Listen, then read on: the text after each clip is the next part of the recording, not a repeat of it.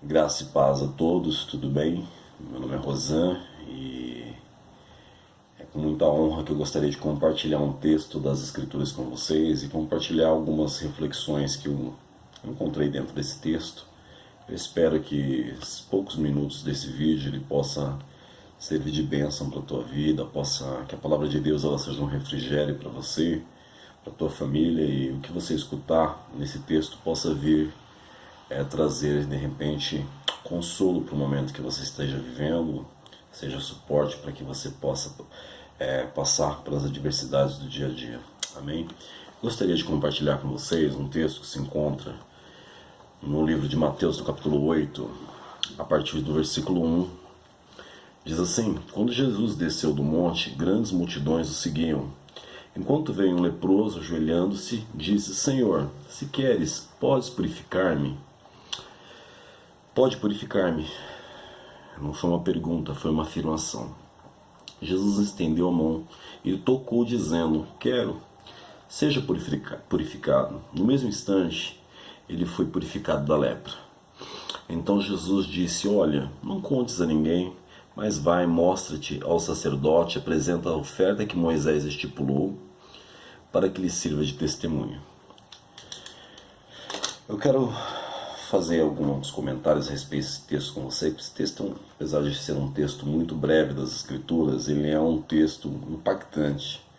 É um texto que realmente pode nos trazer diretrizes, ele pode nos fortalecer no caráter, nos ensinar muitas coisas. Na verdade, essa é a proposta do Evangelho, de que nós possamos aprender de Jesus, que nós possamos aprender a lidar com as situações e as problemáticas da vida através daquilo que o próprio Cristo nos ensinou. A primeira coisa que o texto nos fala é que as multidões, elas seguiam Jesus, grandes multidões. Jesus, ele desce do monte. O problema é que essas grandes multidões que seguiam Jesus, elas não seguiam Jesus porque elas estavam cansadas somente das suas vidas. Eu já escutei muita gente falando assim: as multidões elas seguiam Jesus atrás do pão, atrás da cura, atrás do acalento, né, de que Jesus podia trazer para suas almas. E na verdade eu não vejo nenhum problema para isso, porque afinal de contas, somente quem já passou fome na vida, quem já sentiu desprezo, não só da família, mas da sociedade, do meio onde vive, pode saber o quão carente é o ser humano, não somente no seu corpo, como também no seu espírito. E essas multidões, elas seguiam Jesus? Sim, claro, Jesus denunciou que muitas dessas pessoas seguiam ele por causa do pão que ele multiplicou. Mas a verdade também é que muitas pessoas estavam ali porque a sua alma já estava cansada, que o seu espírito já se encontrava faminto. Eles precisavam urgentemente ouvir de Jesus, continuar ouvindo de Jesus todas aquelas palavras diferenciadas que o Cristo falou. Porque o Cristo já não lhes impunha uma lei morta, o Cristo já não lhes impunha religião sobre eles, mas um peso sobre eles. Não, eram palavras que traziam libertação. E a primeira coisa, o primeiro indício da libertação do Cristo nas nossas vidas, quando Jesus entra, é que ele começa nos libertando de dentro para fora. Porque você pode fumar, você pode beber, você pode se prostituir, você pode... Tudo isso, qualquer religião tem poder, até um psiquiatra é capaz. Se você pôr na sua cabeça que você vai parar de fumar e beber com um tratamento médico, você vai conseguir. O problema é quando os problemas e as dores que te afligem, ela não nascem do teu corpo, mas elas nascem do teu espírito. E você só somatiza isso no corpo. Por isso você bebe tanto. Por isso você cheira tanto. Por isso que você precisa todos os dias de um rosto diferente no canto da tua cama, quando você acorda.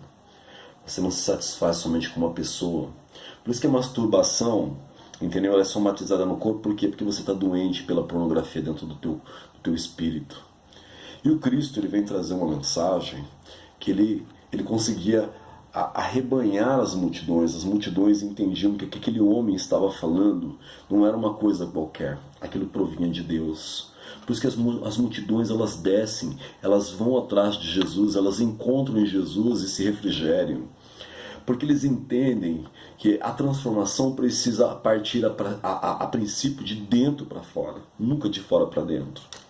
Porque você pode hoje ser uma pessoa, eu escuto vários testemunhos nas igrejas, que para mim são verdadeiros testemunhos, de pessoas que dizem, eu era assim, hoje eu sou assim, mas na verdade não é uma mudança de vida. Porque vai chegar uma época que as pessoas elas vão se apoiar na bengala chamada religião, e com o tempo a base inferior dessa bengala ela vai começar a se desgastar e vai começar a derrapar. E essa bengala não vai ser suficiente para te sustentar. E essas multidões que seguiam Jesus, elas entendiam que Jesus não era mais uma bengala como os fariseus apresentavam. Não era a bengala dos saduceus, não era a bengala dos fariseus, não era a bengala dos herodianos que acreditavam que a política podia sustentar o ser humano. Não, não. Agora é um homem trazendo uma mensagem que vem de Deus, que vai mudá-los de dentro para fora. Por isso que as multidões o seguem. E Jesus está ali. Uma coisa interessante nesse texto é que fala que as multidões estavam com ele. Mas Jesus não é somente o homem das multidões, dos holofotes. Jesus não é um homem que busca o estrelato, ele não se importa com o que a mídia vai dizer. E ele desce do monte e ele vai de encontro e de repente chega um homem que é no caso a pessoa centralizada nesse texto com um problema muito sério, um homem com lepra. Bom, o princípio para a gente entender em Israel as pessoas vivia-se muito pouco, não existia vacina, não existia penicilina. Uma infecção no dente, um dente infeccionado era capaz de matar uma pessoa. Uma febre, uma gripe mal curada podia se transformar numa pneumonia. Enfim, as pessoas morriam muito, muito rápido naquele tempo em Israel. Eles sofriam demais. E nós encontramos um homem sofrendo por uma das piores doenças, talvez a pior doença descrita na Bíblia naquela época, que era a lepra. Mas o problema da lepra é que ela não atingia somente o corpo daquele homem, mas ela também atingia emocional. Porque, primeiro, o leproso ele tinha que ser tirado do convívio social.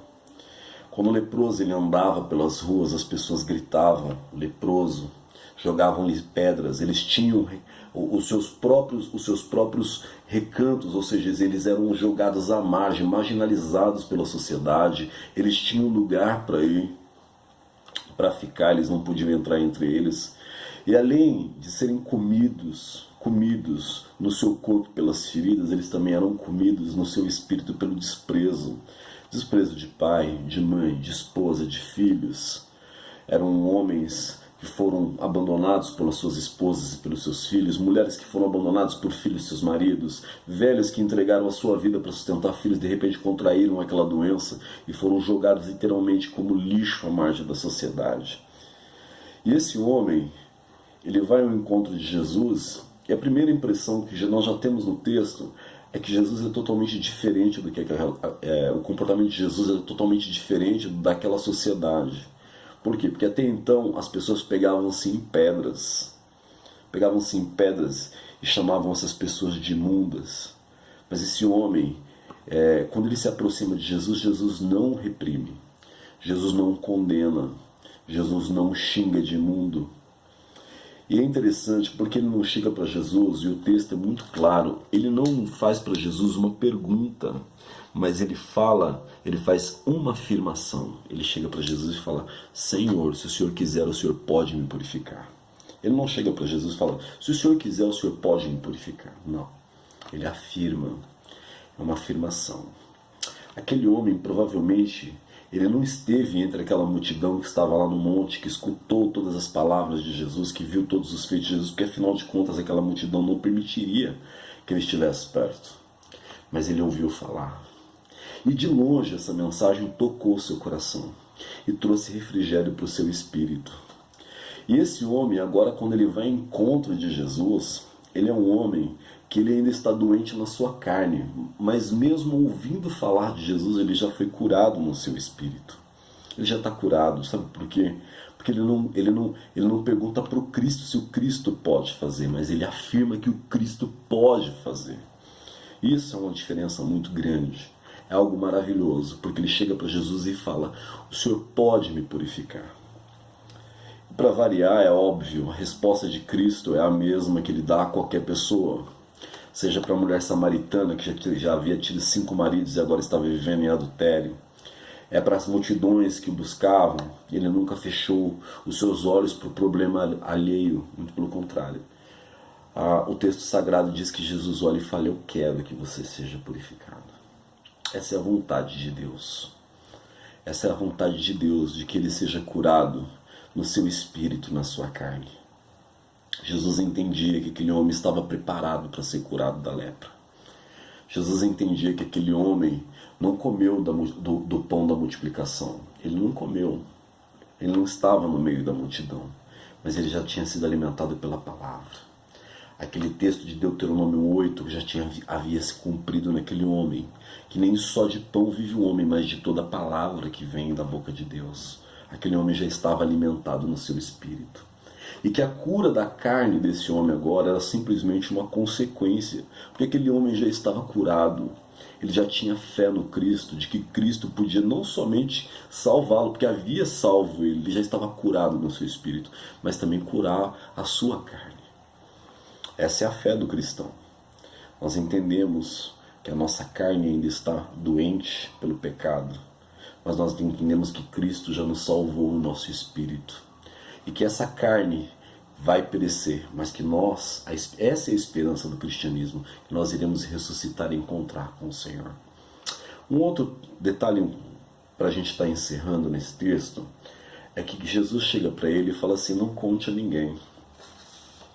Jesus, ele é o contrário do que você encontra nesses pregadores do dia de hoje. Você curar um homem da lepra, Jesus poderia ter levado esse homem pessoalmente ao templo.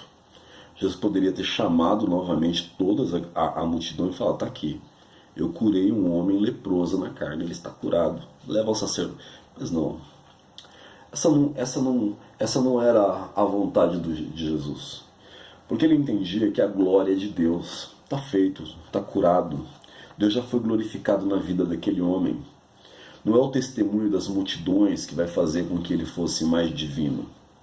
Aquele homem não estaria curado se as pessoas, ou no caso as multidões, atestassem o milagre. Jesus não precisa disso, ele não busca os holofotes, tão diferente dos pregadores dos nossos dias. Inventam a questão do dente de ouro, precisa rodar, precisa dos holofotes sobre si, para mostrar que eles são os ungidos de Deus, que eles são os anjos da igreja, que eles são o suprassumo do cristianismo, entendeu? Dá a impressão de que Deus sem eles não é nada.